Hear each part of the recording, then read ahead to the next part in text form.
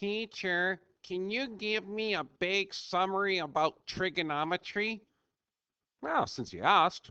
Sure, why not? Hey, let's do it. Okay, so let's look at a big summary. What are we looking at? Of course, our favorite, SOH, TOA. And don't forget about the eyeballs, okay? You're after labeling the triangle. If you don't label the triangle, how are you supposed to solve it?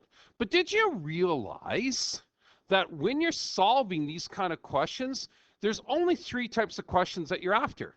Well, actually, just 2. One of the types of questions you're after is to find the angle. So if you're after finding the angle, it's actually quite simple to work with. Remember, you have to have the sides. And the most important part when you're finding the angle is, don't forget, you have to inverse. So you're going to have to inverse sine, or you're going to have to inverse cosine, or you have to inverse tangent. But the whole point is you're going to have to inverse in order to find that angle. Okay. So let's do a quick fast action example. Okay, since you asked, here we go. There's a beautiful, nice little triangle here. I'm going to give you, I don't know, here's the 90 degrees. I'm going to say that this is 3, and that's 4. I want you to find this puppy right there. Okay? All right, so let's do it. First things first. Eyeballs, label it. Right, so, there's the label. There's the opposite. There's the eyeballs. Hey, man, who's all the hype about? Well, there's the hypotenuse. And hey, DJ, play me a song. I want to dance, baby. Woohoo! Okay, so look at this. That's funny. All right, so obviously you got opposite, you got adjacent. Go back to your SOH. Opposite and adjacent. That's tan, right? That's got to be tan. Opposite and adjacent. So here we go. Tan of the angle. I don't know what the angle's called, so I'm going to call it theta. Opposite, which is 4, over adjacent is 3. Now remember, you have to get rid of tan in order to get theta all by itself. So of course, you're going to go inverse tan, boop, to that side, inverse tan, boop, to that side, that and that's gone, giving you theta equals 2. So let's figure out what theta equals to, right? Okay. Inverse tan of course, 4 over 3. Boom. You got a whole, look at that, 53.13 degrees. Usually, we're just going to leave that rounded to the nearest degree, okay? So 53 degrees is fine. Ta-da! There's your first one. Okay, got it? Now, the second thing actually you can find is you have to find a side. Find a side. Well, there's 2 different scenarios with this particular one. What happens here and find the side, it depends where the unknown is. Sometimes the unknown is on the top. Okay? Sometimes the unknown is on the bottom. This is what makes it interesting to figure out. Okay, well, let's do it. Who cares? Let's just move along. Can you give me an example? Absolutely, I can give you an example. Here we go. There's a right angle triangle right there. Bada boom. Okay. I'm going to give you this to be 40 degrees.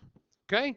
There's 40 degrees, let's say. I'm going to say, gee, I wonder what that is. And let's make this, I don't know, 35 meters. So obviously, you're going to say, okay, I'm going to put my eyeballs on this. Boom, boom, boom. There's my opposite. Oh, my goodness. There's my hypotenuse. That must make this ADJ, right? Okay, so obviously using, again, SOH, TOA, I have opposite and hypotenuse, that's sine. So, but now I don't have just a look for the angle. I've got the angle. Sine of 40 degrees it is. Opposite is x, hypotenuse is over 35. Now look at this. Do you see it? The unknown's on the top. How do you solve this thing? Good old grade 5. Yep, cross multiply. 1 times this, 35 times sine 40. Okay, so you'll go 35 times sine 40 equals to x. That's how you solve it. So if you go into your calculator and go 35 times sine 40, it's a piece of cake. Times sine 40. Boom. Punch it. It's 22.5. Let's just say 22 because there's the rounding number, okay? Let's just say 22. X equals to 22. 22 what? 22 meters. Done. That's it. That's how you do it. But check out the other scenario that you could possibly have. You could possibly have something that looks like this and say, oh, okay, this is now, let's say, 50 degrees. And I'm going to say, gee, I wonder, I'm going to give you this to be 15 centimeters. And I'm going to say, gee, I wonder what that is. And again, what do? Start with your SOH. Start here. Boom. Put your eyeballs down. Okay. There's my 90 degrees. My eyeballs. Oh, there's my hypotenuse. There's my opposite. Must make this one the adjacent. So I'm dealing with the adjacent and the hypotenuse. Oh, adjacent and hypotenuse is cosine. Okay, cosine of 50 degrees is adjacent. Oh, that's 15 over hypotenuse. Notice how this is now on the bottom. This question, the unknown was on the top. This question, the unknown's on the bottom. All right, so we still have to use the idea of cross multiply from grade 5, right? But watch this. You know something that's really cool about cross multiply.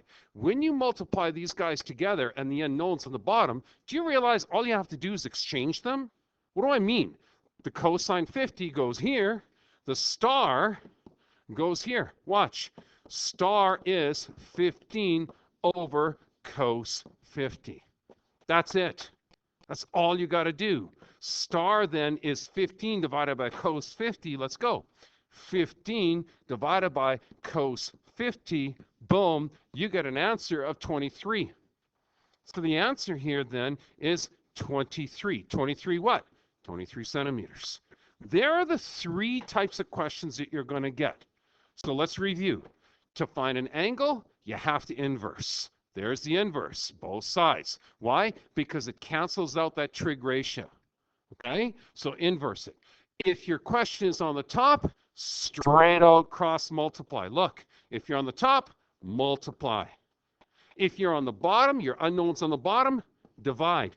Did you notice that if it's on the top, you multiply by the trig, whatever the trig value is? If it's on the bottom, you divide by whatever the trig value is. There's your summary. Watch this podcast a couple times so that you know how to do it perfectly.